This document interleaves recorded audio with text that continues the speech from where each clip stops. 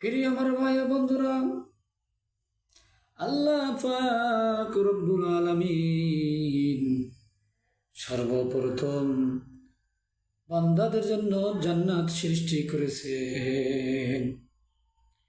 আল্লাহ পাক রব্বুল আলামিন জান্নাত সৃষ্টি করে জিবরাইল আলাইহিস সালামকে বললেন, জিবরাইল যাও যাও, আমি আমার বান্দাদের জন্য জান্নাত সৃষ্টি করেছি, জান্নাতটা তো একটু দেখে আসো। জিবরাইল আলাইহিস ফেরেশতা আল্লাহর আদেশ পাইয়া জান্নাত দেখার জন্য গেছেন। জান্নাত দেখার পরে জিবরাইল ফেরেশতা আল্লাহর কাছে আইলেন, আসিয়া বললেন, এবারে তাআলা আইলাহি, জান্নাতের ভিতরে যে সমস্ত নাজ নেয়ামত আপনি ব্যবস্থা করে রেখেছেন,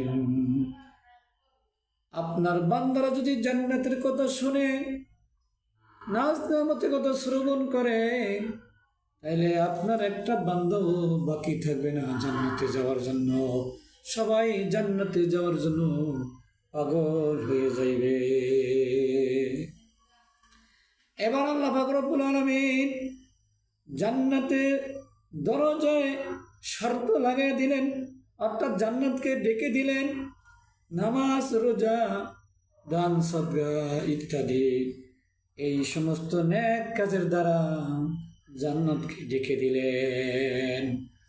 বলে দিলেন, জান্নাতে যাইতে হলে নামাজ পড়া লাগবে, রোজা রাখা লাগবে, দান সদকা করতে হবে, হজ করতে হবে, এই ভালো ভালো কাজগুলো করতে হবে, কিছু কাজ বর্জন করতে হবে, গুনার কাজগুলো বর্জন করতে হবে, ভালো ভালো কাজগুলো করতে হবে জান্নাতে যেতে হলে।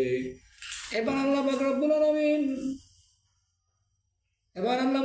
আলামিন ফেরেশতা জিবরাইলকে বললেন, জিবরাইল যাও, দ্বিতীয়বার যে জান্নাতে একটু দেখে আসো।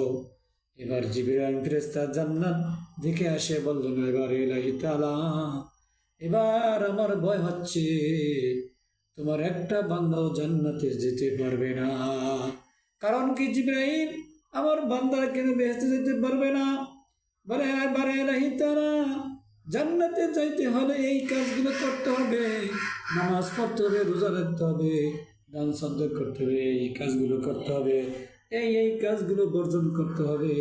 সুতরাং আপনার বান্দারা দুর্বল, আপনার বান্দারা এই ভালো কাজ করতেও পারবে না, জান্নাতে যাইতেও পারবে না।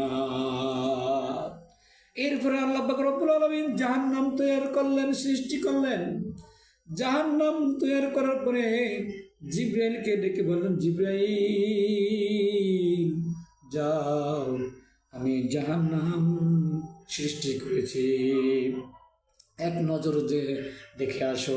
এবার জিবরাইল ফেরেশতা আল্লাহর আদেশ পাইয়া জাহান্নাম দেখার জন্য গেছেন। জাহান্নাম দেখে এবার দূরে আসা বললেন, আল্লাহ, যদি তোমার কোনো বান্দা জাহান্নামের কথা শ্রবণ করে, তাহলে আপনার একটা বান্দা জাহান্নামের দ্বারে কাছে যাইবে না। এরপরে আল্লাহ পাক রব্বুল আলামিন কি করলেন? জাহান্নাম, এবার জাহান্নামকে ডেকে দিলেন। চুরি, মিথ্যা কথা, মিথ্যা সাক্ষী, জুলুম, অত্যাচার ইত্যাদি যত ফাহিশা কাজ আছে, যত গুনার কাজ আছে, সমস্ত গুনাহের কাজ দিয়া জাহান্নামকে ঢেকে দিলেন। এবার জিবরাইলকে বললেন, জিবরাইল যাও, আর একটা নজর জাহান্নাম দেখে আসো। এবারে জিবরাইল ফেরেশতা জাহান্নামের শাস্তি, জাহান্নামের যে কি কঠিন আযাব, ভয়াবহ অবস্থা দেখিয়া আল্লাহর কাছে দৌড়ে এসে বললেন, আল্লাহ, এবারে ইলাহি তাআলা, এবার আমার ভয় হচ্ছে, তোমার একটা বান্দা জাহান্নাম থেকে বাঁচতে পারবে না। বলে, কেন? কারণ কি? বলে, আল্লাহ, আপনার বান্দারা গুনাহ ছাড়তে পারবে না, আপনার বান্দারা চুরি ছাড়তে পারবে না, মিথ্যা কথা ছাড়তে পারবে না, সুতরাং তারা জাহান্নাম থেকেও তারা বাঁচতে পারবে না। কথা ঠিক কিনা? জোরে বলেন।